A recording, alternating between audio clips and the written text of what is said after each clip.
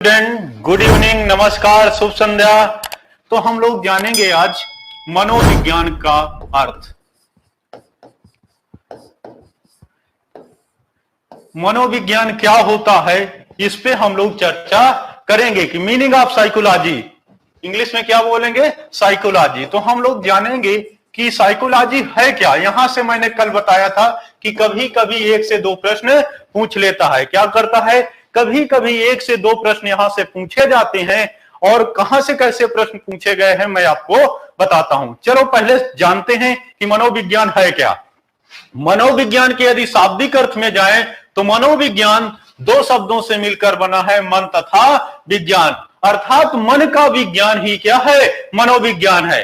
क्या है, शाब्दिक अर्थ में जाते हैं तो मैंने बताया कि मनोविज्ञान दो शब्दों से मिलकर बना है, मन तथा विज्ञान। अर्थात मन का विज्ञान ही क्या है, मनोविज्ञान है। ये इसका शाब्दिक, मन मतलब मस्तिष्क, यानी मस्तिष्क का विज्ञान ही क्या है, मनोविज्ञान है। अब इसके इंग्लिश वर्जन में जाएं तो मनोविज्ञान को अंग्रेजी में क्या कहते हैं, साइकोलॉजी कहते हैं। क्या कहते हैं, साइकोलॉजी कहते हैं। और साइकोलॉजी शब्द यूनानी भाषा के, कौन सी भाषा, यूनानी भाषा के साइके, क्या, साइके तथा लोगस से मिलकर बना है। किससे मिला है, मैंने कहा कि मनोविज्ञान को अंग्रेजी में साइकोलॉजी कहते हैं। साइकोलॉजी यूनानी भाषा के साइके तथा लोगस से मिलकर बना है। साइके का अर्थ होता है सोल, आत्मा। हिंदी में क्या बोलेंगे, आत्मा। इंग्लिश में क्या बोलेंगे, सोल। और लोगस का अर्थ होता है अध्ययन करना। क्या, अध्ययन करना, अर्थात स्टडी करना। इंग्लिश में क्या बोलेंगे, स्टडी करना। तो इस तरह से हम देखते हैं कि मनोविज्ञान को अंग्रेजी में साइकोलॉजी कहते हैं। साइकोलॉजी शब्द यूनानी भाषा के साइके तथा लोगस से मिलकर बना है। साइके का अर्थ होता है आत्मा, लोगस का अर्थ होता है अध्ययन करना। इस तरह से साइकोलॉजी शब्द का शाब्दिक अर्थ हुआ आत्मा का अध्ययन करना ही क्या है, साइकोलॉजी है।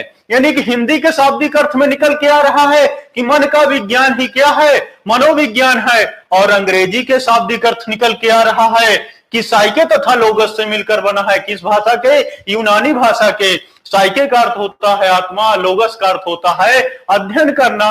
अर्थात आत्मा का अध्ययन करना ही क्या है, साइकोलॉजी है। क्या, आत्मा का अध्ययन करना है, साइकोलॉजी है। ये इसके शाब्दिक अर्थ हुए। और आगे बात करते हैं। ध्यान में रखिएगा, पूछा जा सकता है कि साइके तथा लोगस किस भाषा से मिलकर बना है, किस भाषा के शब्द हैं, यूनानी भाषा के हैं। साइके का अर्थ क्या होता है, आत्मा। लोगस का अर्थ क्या होता है, अध्ययन करना। ध्यान में रखिएगा।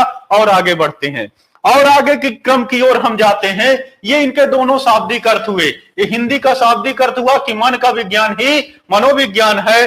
और जो है, और क्या, साइकोलॉजी शब्द का शाब्दिक अर्थ हुआ आत्मा का अध्ययन करना ही मनोविज्ञान है। अब इसके यदि इतिहास में जाते हैं, क्या, यदि इसका मनोविज्ञान का इतिहास हम जाने, इतिहास, इसकी हिस्ट्री क्या रही मनोविज्ञान की, तो एक लाइन में पहली बात तो हमें जानना चाहिए कि मनोविज्ञान की उत्पत्ति कहां से हुई। मनोविज्ञान की जो उत्पत्ति हुई है वो दर्शन शास्त्र से हुई है। किससे हुई है, दर्शन शास्त्र से, फिलॉसफी से मनोविज्ञान की उत्पत्ति हुई है।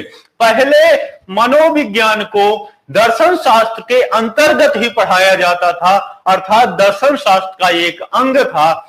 फिर धीरे धीरे करके इसे स्वतंत्र विषय के रूप में, एक स्वतंत्र विषय की क्या की गई, कल्पना की गई, और स्वतंत्र विषय के रूप में मान्यता मिली। तो कहने का तात्पर्य है कि मनोविज्ञान पहले जो है किस विषय के अंतर्गत पढ़ाया जाता था, फिलॉसफी के अंतर्गत, दर्शन शास्त्र के अंतर्गत। और फिर जो है धीरे धीरे इसे दर्शन शास्त्र से क्या कर दिया गया, अलग किया गया, एक स्वतंत्र विषय के रूप में मान्यता मिली। तो यदि पूछा जाए कि मनोविज्ञान की उत्पत्ति निम्नलिखित में से किस विषय से हुई है, तो किससे हुई है, दर्शन शास्त्र से। आगे बात करता हूं, ये उत्पत्ति की बात हो गई। इतिहास की बात करते हैं तो सर्वप्रथम मनोविज्ञान को जो है किसके रूप में परिभाषित किया गया, आत्मा के रूप में, आत्मा के विज्ञान के रूप में।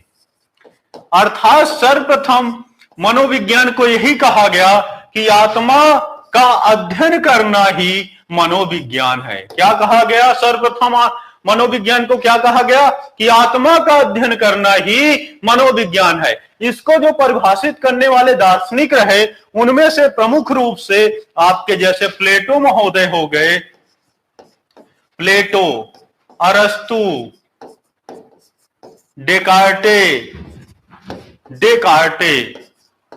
आदि ऐसे दार्शनिक हैं, यानी कि प्लेटो, अरस्तु, डेकार्टे आदि ऐसे दार्शनिक लोग हैं जिन्होंने कहा कि आत्मा का अध्ययन करना ही क्या है? मनोविज्ञान है। अर्थात प्रमुख रूप से जो दार्शनिक रहे उस समय के जैसे प्लेटो, अरस्तु, डेकार्टे आदि ऐसे दार्शनिक थे जिन्होंने यही कहा कि मनोविज्ञान क्या है? आत्मा का अध्ययन करना ही क्या है? मनोविज्ञान है। क्या है? आत्मा का अध्ययन करना ही मनोविज्ञान है। यह परिभाषा काफी दिन तक प्रचलित रही, काफी दिन तक चलती रही, लेकिन मध्ययुगीन आया, तब मध्ययुगीन के दार्शनिक प्लेटो, अरस्तु, डेकार्टे आदि दार्शनिकों ने से इन्होंने प्रश्न किया। कौन? मध्ययुगीन दार्शनिक, कि आप कह रहे हो कि आत्मा का अध्ययन करना ही मनोविज्ञान है, तो आप बताओ आत्मा का आकार क्या है, आत्मा की प्रकृति कैसी है, इसका नेचर कैसा है, आत्मा कैसे व्यवहार करती है, इसका वजन क्या है, इसका आकार क्या है, इसका स्वरूप क्या है, आदि चीजें प्रश्न किए गए। किनके द्वारा? मध्ययुगीन दार्शनिक द्वारा। तब ये प्लेटो, अरस्तु, डेकार्टे आदि जो दार्शनिक थे इन्होंने इन प्रश्नों के उत्तर देने में क्या हो गए? असमर्थ हो गए। भाई असमर्थ इसीलिए हो गए, स्वाभाविक सी बात है, देखा जाए तो फिर क्या है? आत्मा को हमने देखा नहीं है। जब आत्मा को हमने देखा नहीं है तो आत्मा की प्रकृति कैसी है, इसका नेचर कैसा है, ये कैसे व्यवहार करती है, इसका रंग क्या है, इसका रूप क्या है, इसका वेट क्या है, इसका स्वरूप क्या है, इन सारे चीजों को बताना क्या है? बता नहीं सकते, क्योंकि हमने आत्मा को देखा ही नहीं। इसलिए ये परिभाषा फिर क्या हो गई? अमान्य हो गई। क्या हो गई? अमान्य हो गई। तब मध्ययुगीन दार्शनिक ने कहा कि आत्मा का अध्ययन करना मनोविज्ञान नहीं है, बल्कि इन्होंने कहा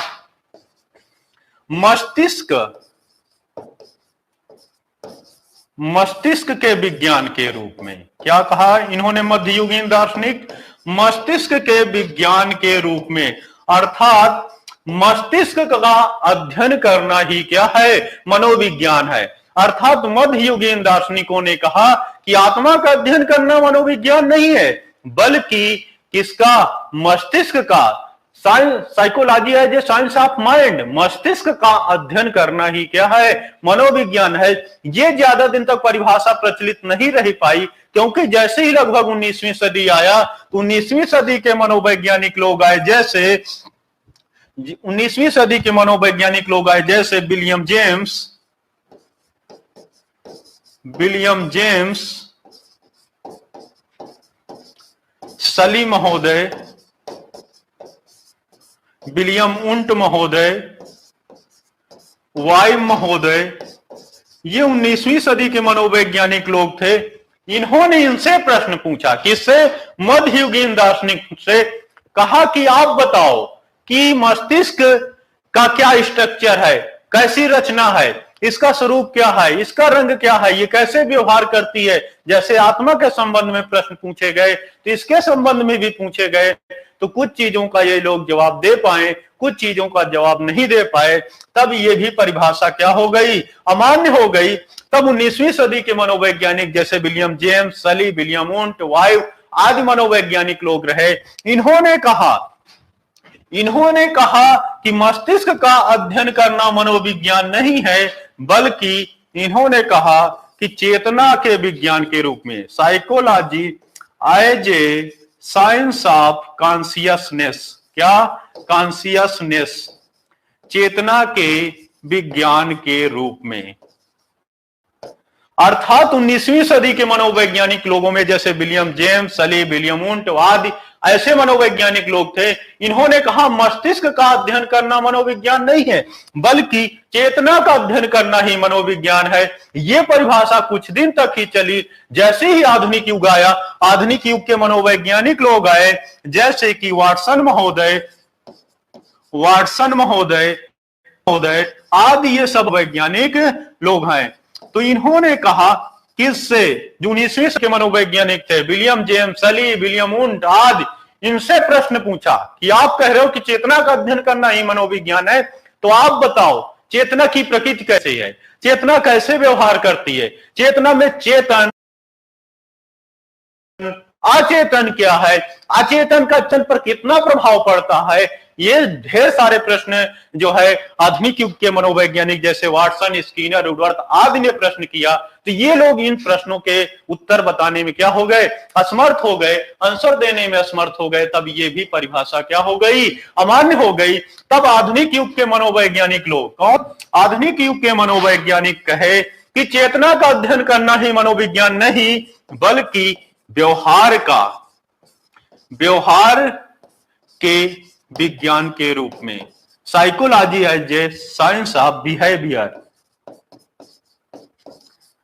यानी कि युग के मनोवैज्ञानिक ने कहा कि ना तो आत्मा का अध्ययन करना मनोविज्ञान है, ना तो मस्तिष्क का अध्ययन करना मनोविज्ञान है, ना तो चेतना का अध्ययन करना मनोविज्ञान है, बल्कि आधुनिक युग के मनोवैज्ञानिक लोग कहे कि मानव व्यवहार का, यानी व्यवहार का अध्ययन करना ही क्या है, मनोविज्ञान है। क्योंकि हम मानव के व्यवहार को, व्यवहार क्या है समझ लेते हैं हल्के से। व्यवहार का तात्पर्य होता है, क्या होता है, व्यवहार से तात्पर्य के जो है किसी भी परिस्थितियों में मानव द्वारा की गई प्रतिक्रियाएं को ही हम क्या कहते हैं, व्यवहार। कोई भी परिस्थिति है, उस परिस्थिति विशेष में जब क्या आप करें, कोई रिस्पांस दे, कोई प्रतिक्रिया करें, तो उस प्रतिक्रिया को ही हम क्या कहते हैं, व्यवहार कहते हैं। अर्थात किसी भी परिस्थिति में जो आप व्यवहार करते हैं, जो प्रतिक्रिया देते हैं, उस प्रतिक्रिया को ही हम क्या कहते हैं, व्यवहार कहते हैं। तो आधुनिक युग के मनोवैज्ञानिक लोग कहे कि व्यवहार का अध्ययन करना ही मनोविज्ञान है, क्योंकि हम मानव के व्यवहार या पशु के व्यवहार का क्या कर सकते हैं, प्रत्यक्ष अवलोकन कर सकते हैं। हम आपके व्यवहार को देख सकते हैं, आपके व्यवहार को, आपकी प्रतिक्रिया को देखकर हम क्या आपकी रुचियों, आपकी बौद्धिक क्षमता आदि चीजों की क्या कर सकते हैं, जानकारी ले सकते हैं कि आपका इस समय पढ़ने में मन है या नहीं है। आपके चेहरे के एक्सप्रेशन को देखकर, आपकी प्रतिक्रियाओं को देखकर हम मनोविज्ञान अध्ययन कर लेता है कि बालक की रुचि, बौद्धिक क्षमता, विचार आदि चीजों को कि सर्वप्रथम मनोविज्ञान के इतिहास की बात करते हैं तो मनोविज्ञान की जो उत्पत्ति हुई है वो दर्शन शास्त्र से हुई है। फिर जो है मैंने कहा कि यदि इसकी इतिहास की बात करते हैं तो सर्वप्रथम मनोविज्ञान को किस रूप में जाना गया, आत्मा के विज्ञान के रूप में। कहा गया कि आत्मा का अध्ययन करना ही क्या है, मनोविज्ञान है। और इसको परिभाषित करने वाले कौन कौन से दार्शनिक लोग थे, जैसे प्लेटो, अरस्तु, डेकार्टे आदि दार्शनिक लोग थे। इन्होंने ही कहा कि आत्मा का अध्ययन करना ही क्या है, मनोविज्ञान है।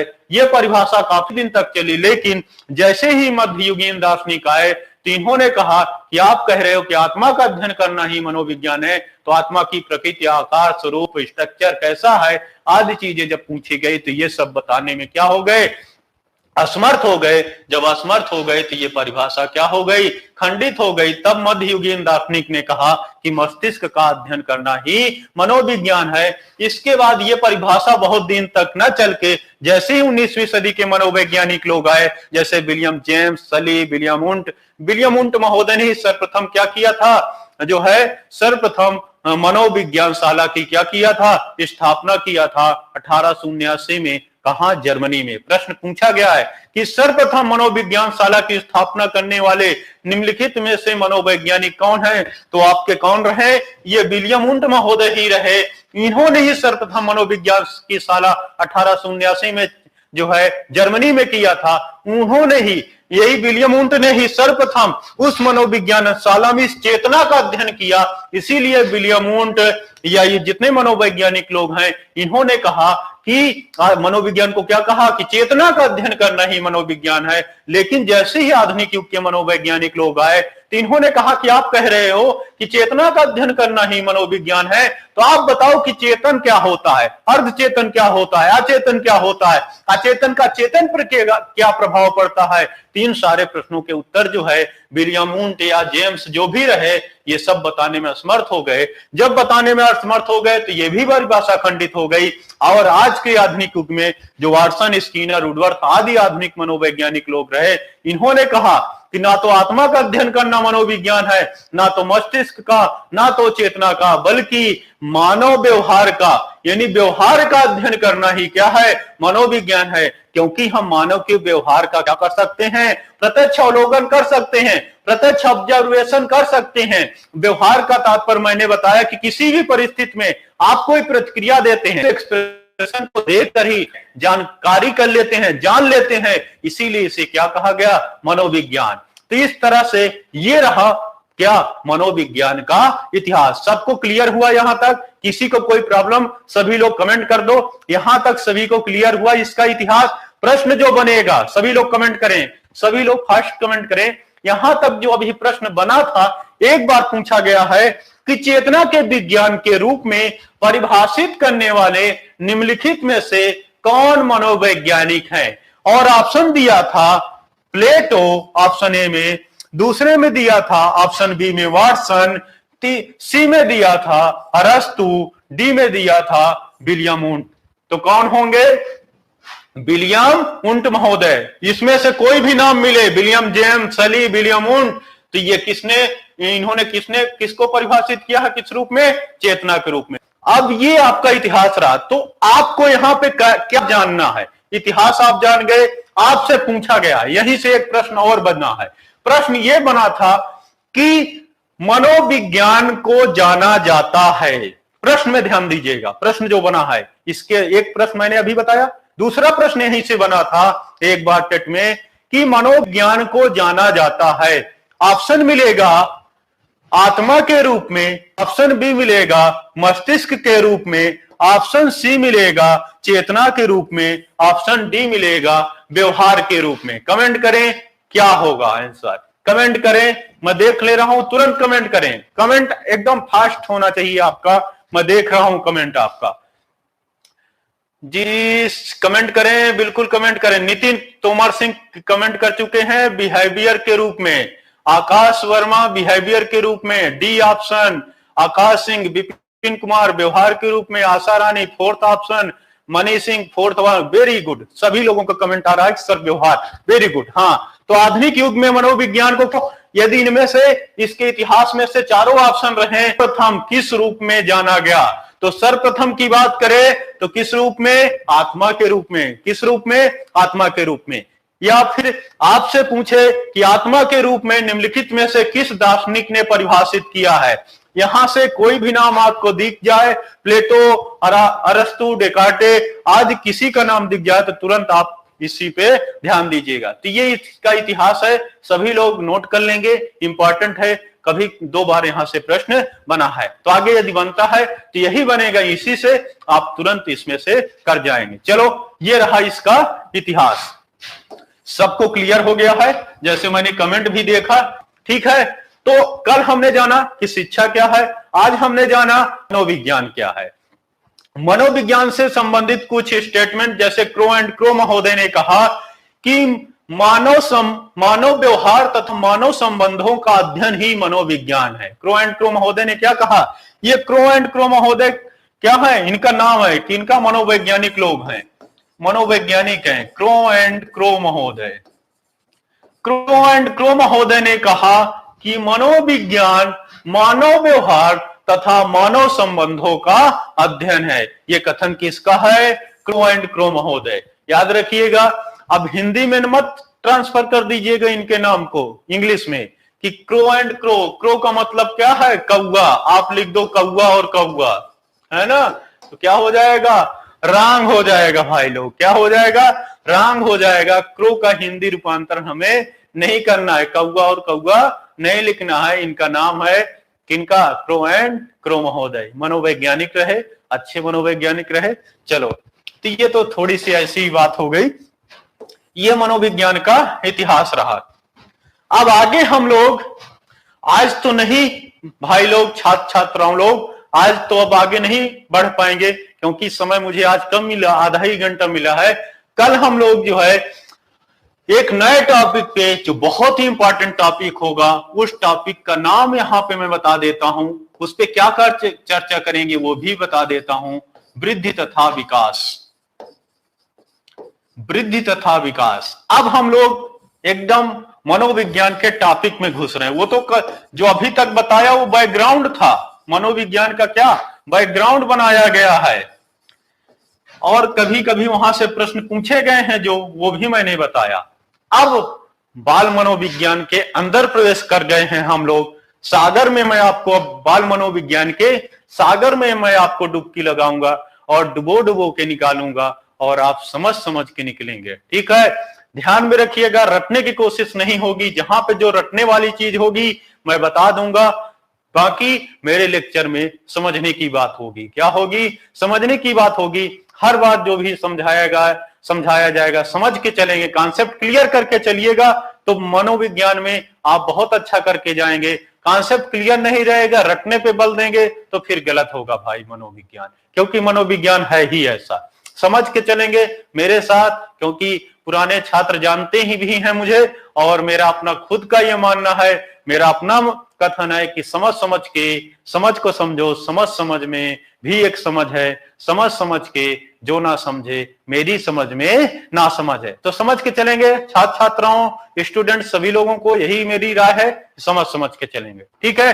तो कल हम लोग जो टॉपिक स्टार्ट करेंगे बहुत ही महत्वपूर्ण होगा, वृद्धि और विकास, ग्रोथ एंड डेवलपमेंट। बहुत बार यहां से प्रश्न पूछा जाता है और प्रश्नों की संख्या लगभग 4 से 6 यहां पे रहती है, 4 से 5 रहती है, 4 से 6 रहती है। बहुत ही इंपॉर्टेंट टॉपिक है, लंबा टॉपिक है, डिस्कशन करेंगे कल के लेक्चर से। आज इतना ही सभी को, कल हम लोग पुनः मिलेंगे।